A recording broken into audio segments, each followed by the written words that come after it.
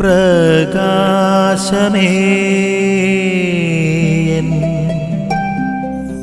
മിഴി തുറക്കുക വേഗം. ഈശോ മിശിഹായ്ക്ക് സ്തുതിയായിരിക്കട്ടെ. സ്നേഹമുള്ളവരെ, വചനദീപ്തി എന്ന വചന വിചിന്തനത്തിലേക്ക് സ്വാഗതം. യേശു പ്രതിവചിച്ചു, ഇതാണ് ഒന്നാമത്തെ കൽപ്പന. ഇസ്രായേലെ കേൾക്കുക, നമ്മുടെ ദൈവമായ കർത്താവാണ് ഏക കർത്താവ്.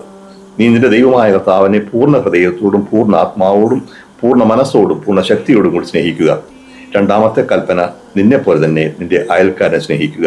ഇവയേക്കാൾ വലിയ കൽപ്പന ഒന്നുമില്ല.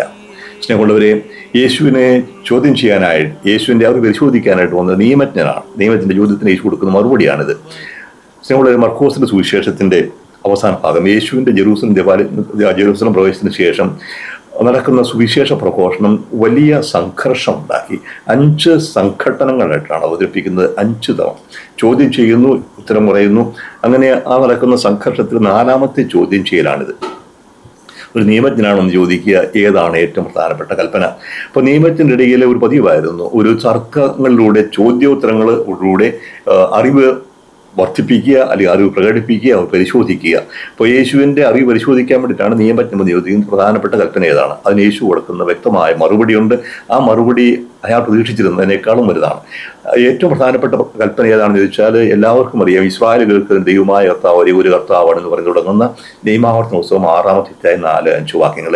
അതോടൊപ്പം യേശു ഒന്നുകൂടി കൂട്ടിച്ചേർത്തു, അത്ര തന്നെ പ്രാധാന്യമുള്ളതായി ബൈബിൾ കാണിക്കാത്ത ലേവ്യരുടെ പുസ്തകം 19-ാമത്തെ അധ്യായം 18-ാമത്തെ വാക്യത്തിൽ നിന്നെ പോലെ നിന്റെ അയൽക്കാരെ സ്നേഹിക്കുക. അപ്പോൾ ദൈവസ്നേഹവും പരസ്നേഹവും ഒരുമിച്ച് കൊണ്ടുവരുന്നു.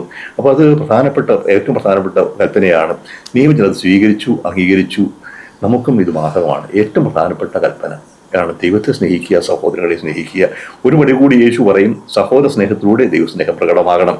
സഹോദരനെ സ്നേഹിക്കാൻ ദൈവത്തെ സ്നേഹിക്കാൻ സാധിക്കുകയില്ല. ഇത് രണ്ടും ഒരുമിച്ച് പോകേണ്ടതാണ്. അപ്പോൾ സഹോദരൻ ദൈവത്തെ കണ്ട് സ്നേഹിക്കാൻ, സഹോദര സ്നേഹത്തിലൂടെ ദൈവത്തെ സ്നേഹിക്കാൻ യേശു ആവശ്യപ്പെടുന്നു. അതാണ് പിന്നീട് 25-ാമത്തെ അധ്യായത്തിൽ അന്തിമവിധിയുടെ മാനദണ്ഡമായിട്ട് എടുത്ത് കാണിക്കുക. എനിക്ക് വിശന്നു, എനിക്ക് ആഹാരം എന്നോ. അപ്പോൾ സഹോദര സ്നേഹത്തിലൂടെ ദൈവസ്നേഹം പ്രകടമാക്കാൻ, നിത്യവിൽ അർഹരാകാൻ ഉള്ള കൃപ തമ്പുരാൻ നമുക്ക് പ്രദാനം ചെയ്യട്ടെ.